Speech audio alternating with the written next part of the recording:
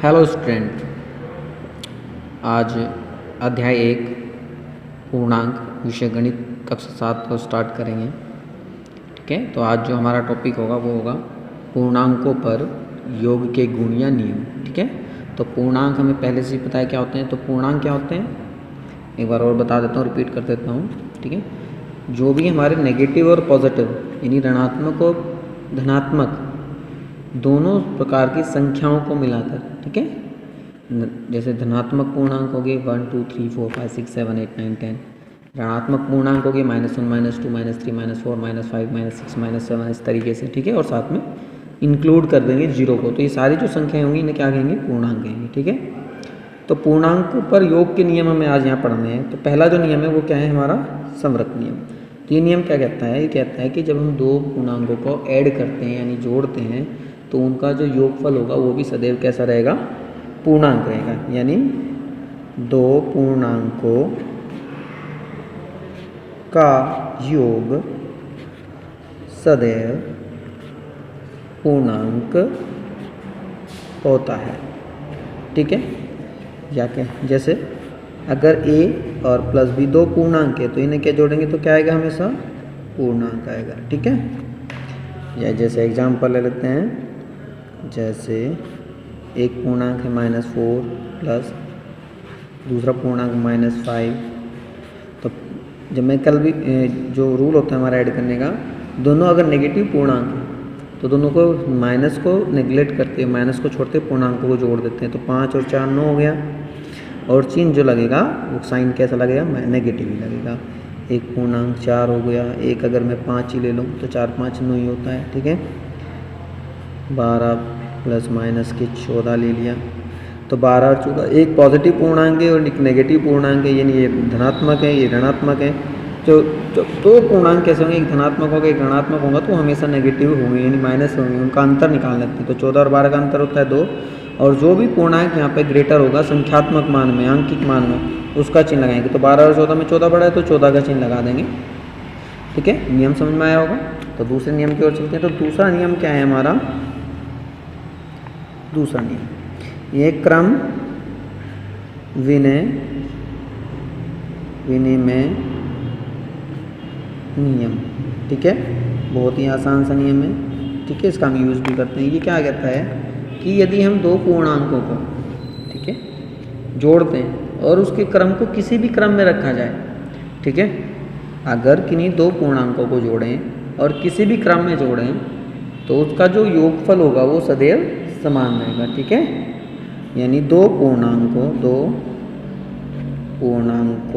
का योग का सदैव समान रहता है, चाहे उनको किसी भी क्रम में जोड़ा जाए। ठीक है, दो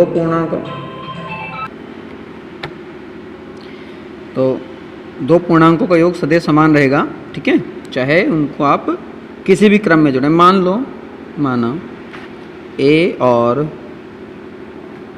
b दो पूर्णांक हैं, तब अगर a प्लस b जोड़ो या b प्लस a जोड़ो तो जो a प्लस b का योग होगा वही क्या होगा? b प्लस a का योग होगा। यानी a प्लस b या b प्लस a का जो योग होगा यानी जोड़ होगा वो दोनों का क्या होगा? एक सही होगा, समान होगा। मान लो जैसे एग्जाम्पल ले लेते हैं। अब एग्जाम्पल लिया, एक पूर्णांक के साथ उसमें प्लस करना है -5। ठीक है, तो जब 7 और 5 -5 को प्लस करेंगे कितना आएगा? 7 और ये माइनस, ये प्लस की वैल्यू है ये माइनस की वैल्यू, दोनों को जोड़ना है। ठीक है, तो कल ये बताया था पहले से, आपको पता है कि जब दो, एक नेगेटिव एक पॉजिटिव, एक धनात्मक एक ऋणात्मक पूर्णांक हो तो उनका अंतर लेते हैं। तो 7 5 का अंतर कितना हो गया? 2।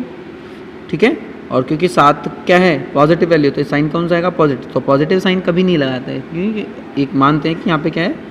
प्लस का साइन ही है। ठीक है, ये और अगर मैं पहले क्या करूँ, 5 को जोड़ लूँ पहले कि -5 + 7 करो तो 5 और 7 का अंतर कितना है?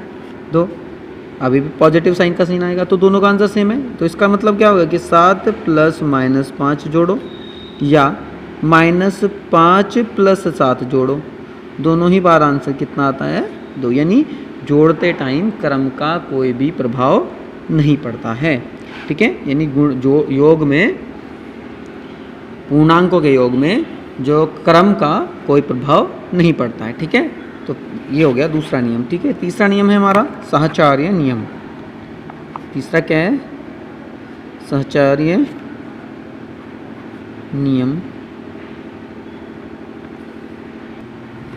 ठीक है, तो सहचार्य नियम क्या कहता है? सहचार्य नियम कहता है कि हम 3 या 3 से अधिक 3 या 3 से अधिक पूर्णांकों का जो योग करते हैं वो समान रहेगा, चाहे आप उन्हें किसी भी समूह में जोड़िए। ठीक है, आप उन्हें किसी भी समूह में जोड़िए तो उनका पूर्णांकों का जो योग होगा वो समान ही रहेगा। जैसे क्या इसका रूल क्या हुआ कि 3 या अधिक पूर्णांकों का योग समान रहता है, चाहे उन्हें किसी भी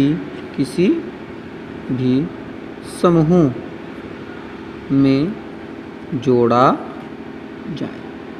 ठीक है, तो इसके मान लीजिए, माना A B C 3 पूर्णांक हैं। ठीक है, 3 पूर्णांक हैं, तब इसका रूल क्या बनेगा कि अगर मैं A plus B plus C, अगर मैं B प्लस C का समूह बना दूं, पहले B प्लस C को जोड़ूं उसके बाद A में जोड़ूं, तो इसका योग वही होगा जो पहले मैं A plus B plus C, यानी पहले A प्लस B को जोड़ के बाद में C में जोड़ने से दोनों का जो योग होगा वो समान होगा। यानी समूह आप पहले B प्लस C का करके जब A में जोड़िए या पहले A प्लस B का बात करके पहले बाद में C में जोड़िए, यानी दोनों बार संख्याओं का जो योगफल होगा वो क्या रहेगा? वो समान ही रहेगा। ठीक है, सेम रहेगा। ठीक है, इसका एग्जाम्पल ले लेते हैं। तो एग्जाम्पल हो गया, एग्जाम्पल। ठीक है, तो एग्जाम्पल है, मान लीजिए हमारे पास जो 3 शब्द हैं, 3 पूर्णांक है, माना -5 -6 4, 3 पूर्णांक है, 3 पूर्णांक हैं, इन्हें जोड़ना है। तो हमने क्या करा? -5 प्लस -6 और इसका समूह बना दिया हमने 4 के साथ। ठीक है, तो इसका योग कितना होगा? योग कर लेते हैं। चलो, -5 को पहले से रख लिया हमने, पहले इस समूह को सॉल्व करें। तो -6 -4, तो इसका अंतर कितना आएगा? -6 -4 का अंतर होगा 2। ठीक है, और क्योंकि माइनस का चिन्ह बड़ा है यहाँ पे तो माइनस का साइन लग जाएगा। ठीक है, इक्वल टू -5 -7 2 -5 -2, तो दोनों साइन माइनस माइनस है तो माइनस का चिन्ह आ जाएगा और दोनों संख्याएं क्या होंगी? ऐड हो जाएगी, जुड़ जाएगी। तो 5 और 2 7। ठीक है, अगर मैं दूसरे समूह के रूप में जोड़ूँ कि -5 प्लस -6 का एक समूह बना लो पहले, प्लस 4 का लास्ट समूह बना लें। ठीक है, यानी इस बार जो समूह करा हमने ये करा है। ठीक है, तो इसका क्या आंसर आएगा देखते हैं। तो -5 और -6, तो दोनों क्या हो जाएगा? माइनस, क्योंकि दोनों माइनस की वैल्यू है तो माइनस का साइन आएगा और दोनों को ऐड करेंगे, जोड़ देंगे। तो 5 और 6 11 प्लस 4, तो -11 प्लस 4, तो यहाँ पर डिफरेंस की लेंगे, अंतर लेंगे, कितना होगा? 11 और 4 का अंतर 7, 11 का चिन्ह बड़ा है तो 11 का चिन्ह लगा देंगे, तो दोनों का आंसर कितना आ रहा है? 7। तो इसका मतलब क्या हो गया कि -5 प्लस -6 प्लस 4 को जब हमने जोड़ा था वो किसके बराबर होगा? वो -5 प्लस 6 प्लस 4, यानी आप किसी भी समूह में जोड़िए आपका जो आंसर होगा वो हमेशा समान रहेगा, इक्वल रहेगा, बराबर रहेगा। ठीक है, चलिए अगले नियम की ओर बढ़ते हैं। अगला नियम है कुछ नियम नंबर 4, योगात्मक तत्समक। योगात्मक तत्समक। ठीक है, एडिटिव आइडेंटिटी भी बोलते हैं इसे। ठीक है, तो ये जो रूल है बहुत ही आसान सा है। ये रूल क्या कहता है कि आप किसी पूर्णांक में शून्य को अगर जोड़ते हैं, आप किसी भी पूर्णांक में अगर शून्य को जोड़ते हैं तो जो योगफल होगा वो स्वयं पूर्णांक होगा, यानी शून्य का जोड़ने से किसी भी पूर्णांक के योगफल में कोई प्रभाव नहीं पड़ता है। ठीक है, यदि किसी पूर्णांक में शून्य को जोड़ा जाए तो योगफल स्वयं वही पूर्णांक होता है, स्वयं वही पूर्णांक होता है। अर्थात इसका मतलब क्या हुआ, कोई पूर्णांक ए है उसमें हमने जीरो जोड़ दिया, ठीक है, या जीरो था उसमें कोई पूर्णांक ए जोड़ दिया, तो दोनों ही टाइम पे क्या आंसर आएगा उनका ए आएगा, ठीक है, यानी कोई प्रभाव नहीं पड़ेगा। जो एग्जांपल ले लेती है, तो एग्जांपल के -17 + 0 करा तो कितना आ जाएगा, -17 आ जाएगा। 19 + 0 करा तो कितना आ जाएगा, 19 आ जाएगा। 0 - 2 करा तो कितना आ जाएगा, 0 + 2 करा तो कितना आ जाएगा, 2 आ जाएगा, ठीक है। तो कोई प्रभाव यहाँ पे नहीं पड़ा, ठीक है, ये ठीक है। और लास्ट नियम है हमारा अंतिम नियम, नियम नंबर 5। ये नियम क्या कहता है, योगात्मक व्युत्क्रम। इसका क्या है नाम, योगात्मक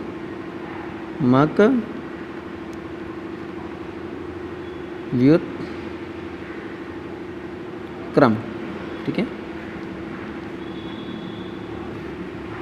एडिटिव इन्वर्स, ठीक है। तो इस नियम के अकॉर्डिंग यदि किसी पूर्णांक को उसके ऋणात्मक पूर्णांक में जोड़ दिया जाए, ठीक है, अगर किसी पूर्णांक को उसके ऋणात्मक पूर्णांक में जोड़ दिया जाए तो जो योगफल होगा वो हमेशा शून्य होगा। यदि किसी पूर्णांक को उसके ऋणात्मक पूर्णांक में जोड़ दिया